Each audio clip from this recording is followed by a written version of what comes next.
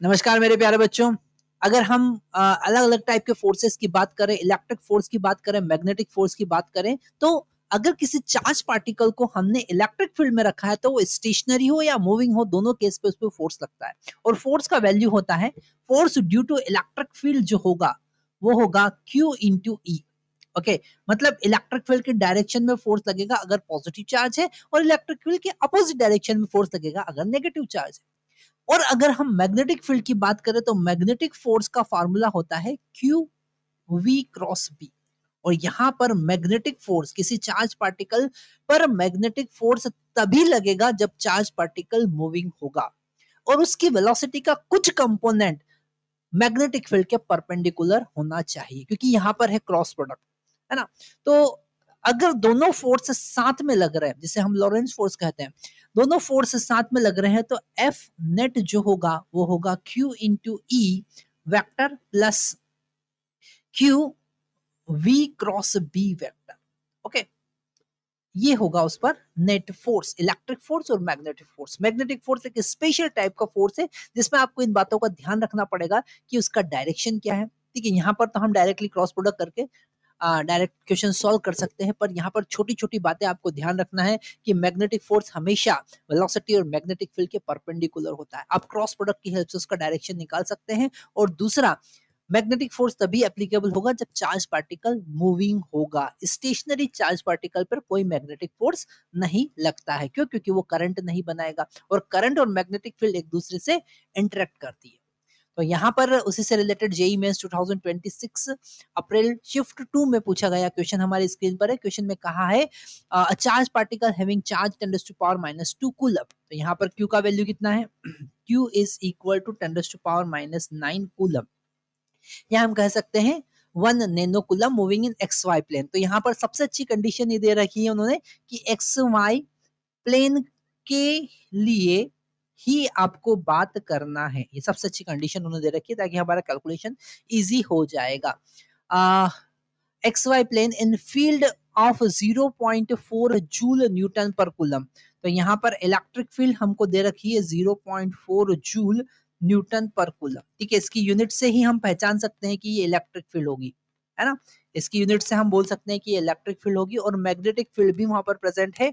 B vector is equal to B vector is equal to है यहाँ पर 10 to power 4 into 10 to power -3 tesla tesla J cap, tesla J cap. ठीक है, या फिर हम जेकेब को आगे लिख लेते हैं, तो जेकेब और टेस्ला, इतना मैग्नेटिक फील्ड प्रेजेंट है। तो डेफिनेटली वहां पर इलेक्ट्रिक फोर्स और मैग्नेटिक फोर्स दोनों लगेंगे।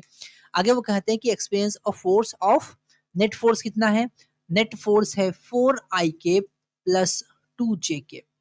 ओके, हमको बताना है वेलोसिटी क्या होगी, the velocity of the particle at instant in metre per second क्या होगी। तो यहाँ पर हम ये सिंपल सा फॉर्मूला लगा देंगे। क्यू अगर हम कॉमन ले लेते हैं, है ना, तो electric field E plus V vector cross B vector. Okay, तो ये वाला फॉर्मूला हमको लगाना है। 4 आई के प्लस 2 जे के एज इट इज। क्यू का वैल्यू कितना है? क्यू का वैल्यू है 10 टू पावर -3, तो हम यहाँ पर 10 टू पावर -3 लिखेंगे, 10 टू पावर -3। इलेक्ट्रिक फील्ड का वैल्यू कितना है? 0.4, तो इलेक्ट्रिक फील्ड का वैल्यू 0.4। और यहाँ पर डायरेक्शन भी दे रखा है उन्होंने जे के, है ना, जे के प्लस। अच्छा, वेलोसिटी के बारे में उन्होंने कोई डायरेक्शन वगैरह गिवन नहीं है, तो यहाँ पर हम वेलोसिटी का एक्सप्रेशन वी वेक्टर लिख सकते हैं। वी वेक्टर लिख सकते हैं वी एक्स आई के प्लस वी वाई जे के, क्योंकि यहाँ पर स्पेसिफाई हमने कहा था कि एक्स वाई प्लेन में अगर गिवन है तो हमारा कैलकुलेशन इजी कर देगा, तो हमने ऐसा वेक्टर फॉर्म कंसिडर कर लिया। तो वी एक्स आई के प्लस वी वाई जे के, और इसके साथ में क्रॉस प्रोडक्ट है मैग्नेटिक फील्ड का 4 इंटू 10 टू पावर -3।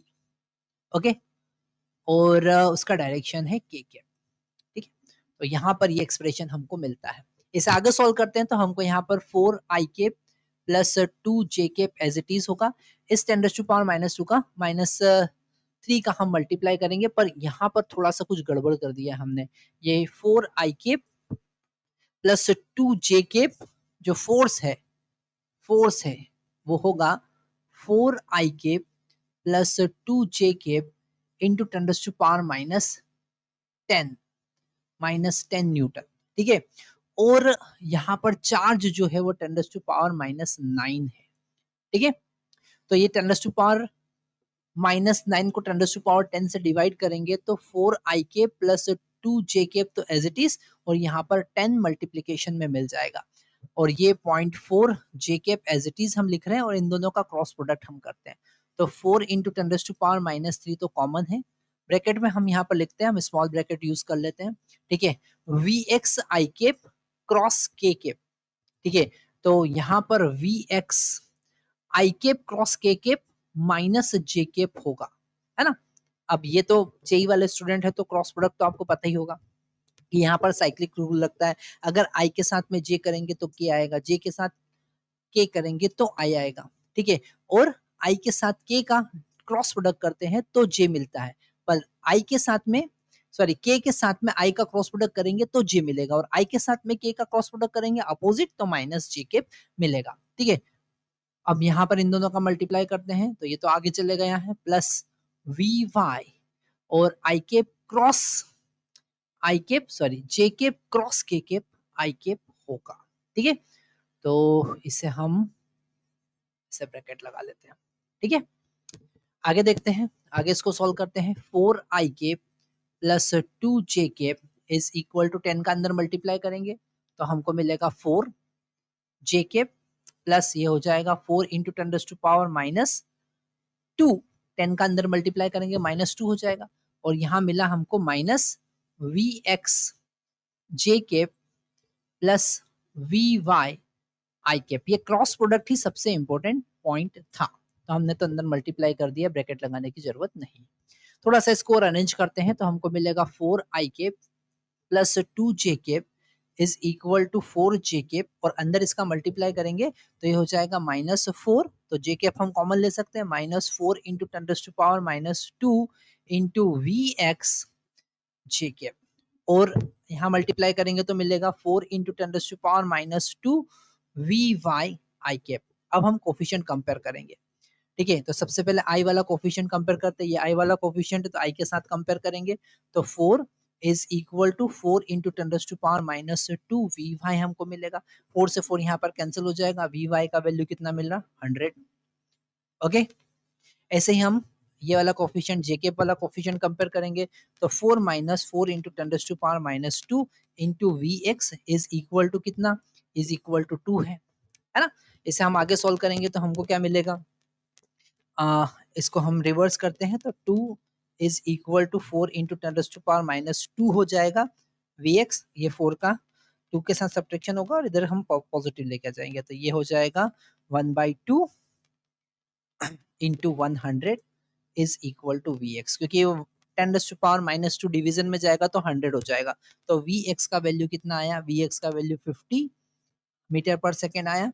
मतलब वेलोसिटी वेक्टर क्या होगा, वेलोसिटी वेक्टर होगा वी एक्स का वैल्यू 50 आई के प्लस वी वाई का वैल्यू 100 जे के। तो आप देख सकते हैं कौन सा आंसर सही होगा, और आंसर होगा मीटर पर सेकेंड में, ठीक है। तो यहाँ पर आप ऐसे क्वेश्चन सॉल्व कर सकते हैं, है ना। आंसर कौन सा होगा एक बार चेक कीजिए, definitely A is the correct answer. Thank you.